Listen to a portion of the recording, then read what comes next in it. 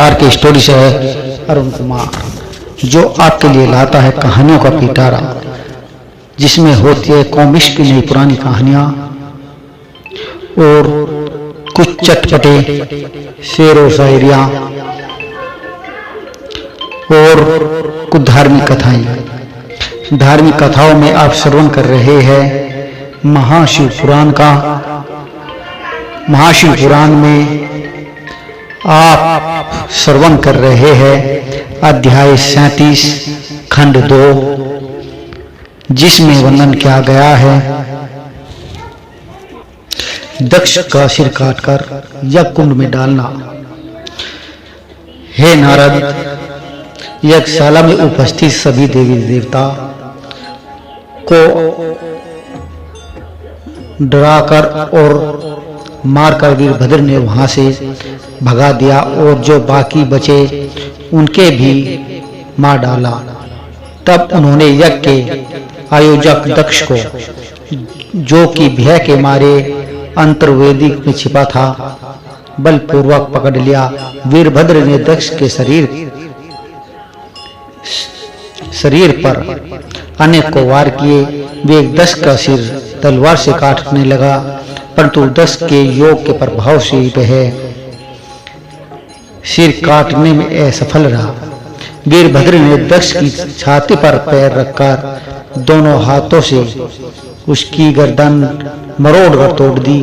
तत्पश्चात दक्ष के सिर को वीरभद्र ने अग्निकुंड में डाल दिया।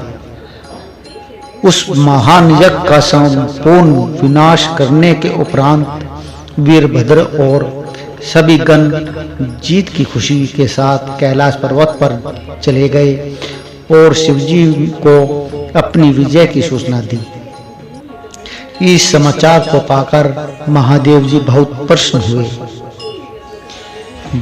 बोलिए शिव शंभु भोलेनाथ की जय। 38वें अध्याय में दधीची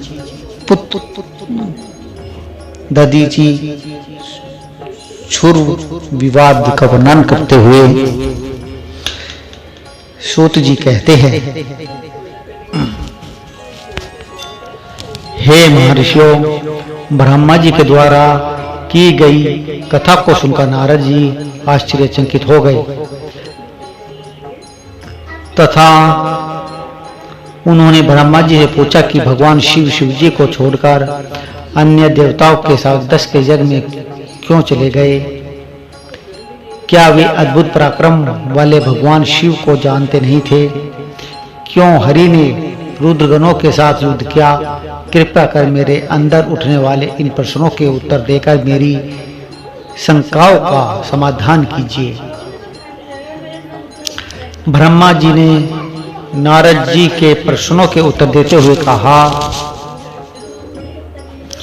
हे मुनीश्वर नारद, पूर्व काल में राजा क्षुर्व की सहायता करने वाले श्री हरि को दधीची मुनि ने शाप दे दिया था, इसलिए वे भूल गए और दक्ष के यज्ञ में चले गए। प्राचीन काल में दधीची मुनि महा तेजस्वी राजा क्षुर्व के मित्र थे, परंतु बाद में उन्हें दोनों के बीच बहुत विवाद खड़ा हो गया। विवाद का कारण मुनि दधीची का 4 वर्णों ब्राह्मण, क्षत्रिय, वैश्य और शूद्र में ब्राह्मणों को श्रेष्ठ बताया था, परंतु राजा क्षुर्व, जो कि धन वैभव के अभिमान में डूबे हुए थे, इस बात से पूर्णतः असहमत थे। क्षुर्व सभी वर्णों में राजा को ही श्रेष्ठ मानते थे। राजा को सर्वश्रेष्ठ और सर्ववेद में माना जाता है। वह श्रुति की भी कहती है, इसलिए ब्रह्मा से ज्यादा राजा श्रेष्ठ है। हे दधीची, आप मेरे लिए आदरणीय हैं। राजा क्षुर्व के कथन को सुनकर दधीची को क्रोध आ गया। उन्होंने इसे अपना अपमान समझा और क्षुर्व के सिर पर मुक्के का प्रहार कर दिया। दधीची के इस व्यवहार से मद में चूर क्षुर्व को और अधिक क्रोध आ गया। उन्होंने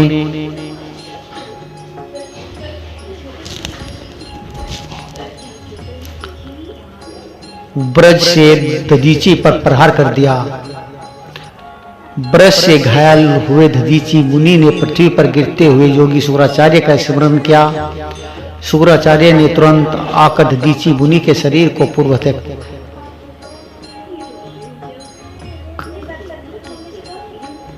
कर दिया। शुक्राचार्य ने दधीची से कहा कि मैं तुम्हें महामृत्युंजय का मंत्र प्रदान करता हूँ। श्रेयंबकम यजामहि, अर्थात हम तीनों लोकों के पिता भगवान शिव, जो सूर्य, सोम और अग्नि तीनों मंडलों के पिता है, सत्व, रज और तम आदि तीनों गुणों के महादेव महेश्वर है, जो आत्म तत्व, विद्या तत्व और शिव तत्व, पृथ्वी, जल व तेज सभी के स्रोत है, जो ब्रह्मा विष्णु सुगंधिम पुष्टिवर्धनम, अर्थात जिस प्रकार फूलों में खुशबू होती है, उसी प्रकार भगवान शिव भूतों में, गुणों में, सभी कार्यों में, इंद्रियों में, अन्य देवताओं में और अपने प्रिय गणों में क्षार भूत आत्मा के रूप में समाये हुए हैं। उनकी सुगंध से ही सबकी ख्याति एवं प्रसिद्धि है। पुष्टिवर्धनम, अर्थात वे भगवान शिव ही प्रकृति का पोषण करते हैं। वे ही ब्रह्मा, विष्णु, मुनियों एवं सभी देवताओं का पोषण करते हैं। उर्वारुक बंदना मृत्युर्मोक्षे क्षीर्यमृतात्, अर्थात जिस प्रकार खरबूजा पक जाने पर लता से टूटकर अलग हो जाता है, उसी प्रकार मैं भी मृत्यु रूपी बंधन से मुक्त होकर मोक्ष को प्राप्त करूं। रुद्रदेव, आपका स्वरूप अमृत के समान है। जो पुण्य क्रम, तपस्या, स्वाध्याय, योग और ध्यान से उनकी आराधना करता है, उसे नया जीवन प्राप्त होता है। भगवान शिव अपने भक्त को मृत्यु के बंधनों से मुक्त कर देते हैं और उसे मोक्ष प्रदान करते हैं। जैसे उर्वरक अर्थात ककड़ी की उसकी बेल अपने बंधन में बांधे रहती है और पक जाने पर स्वयं ही उसे बंधन मुक्त कर देती है। यह महामृत्युंजय मंत्र, संजीवनी मंत्र, तुम नियम पूर्वक भगवान शिव का स्मरण करके इस मंत्र का जाप करो। इस मंत्र से अभिमंत्रित जल को पियो। इस मंत्र का जाप करने से मृत्यु का भय नहीं रहता। इसके विधिवत पूजन करने से भगवान शिव प्रसन्न होते हैं। वे सभी कार्य की सिद्धि करते हैं तथा सभी बंधनों से मुक्त कर मोक्ष को प्राप्त करते हैं। ब्रह्मा जी बोले, हे नारद, दधीची मुनि को इस प्रकार उपदेश देकर शुक्राचार्य अपने निवास पर चले गए। उनकी बातों का दधीची मुनि पर बड़ा प्रभाव पड़ा और वे भगवान शिव का स्मरण कर उन्हें प्रसन्न करने के लिए तपस्या करने वन में चले गए। वन में उन्होंने प्रेम पूर्वक भगवान शिव का चिंतन करते हुए उनकी तपस्या आरंभ कर दी। दीर्घ काल तक वे महामृत्युंजय मंत्र का जाप करते हैं। उनकी इस निस्वार्थ भक्ति से भक्त वत्सल्य भगवान शिव प्रसन्न होकर उनके सामने प्रकट हो जाते हैं। दधीची ने दोनों हाथ जोड़कर शिव जी को प्रणाम किया। उन्होंने महादेव जी की बहुत स्तुति की। शिव ने कहा, मुनीश्वर दधीची, मैं तुम्हारी इस उत्तम आराधना से बहुत प्रसन्न हूँ। तुम वर मांगो, मैं तुम्हें मनोवांछित वस्तु प्रदान करूंगा। यह सुनकर दधीची हाथ जोड़ते नतमस्तक होकर कहने लगे, हे देवादिदेव, करुणा निधान महादेव जी, अगर आप मुझ पर प्रसन्न है तो कृपा करें, मुझे 3 वर प्रदान करें। पहला यह है कि मेरी अस्थियां ब्रज के समान हो जाए। दूसरे, कोई मेरा वध न कर सके, अर्थात मैं हमेशा अवध्य रहूं। और तीसरा कि मैं हमेशा अधीन रहूं, कभी दीन न हूं। शिवजी ने तथास्तु कहकर तीनों वर दधीची को प्रदान कर दिए। तीनों मनचाहे वरदान मिल जाने पर दधीची मुनि बहुत प्रसन्न थे। आनंद में होकर राजा श्रुव के स्थान की ओर चल दिए। वहां पहुंचकर दधीची ने श्रुव के सिर पर लात मारी। श्रुव विष्णु जी का परम भक्त था।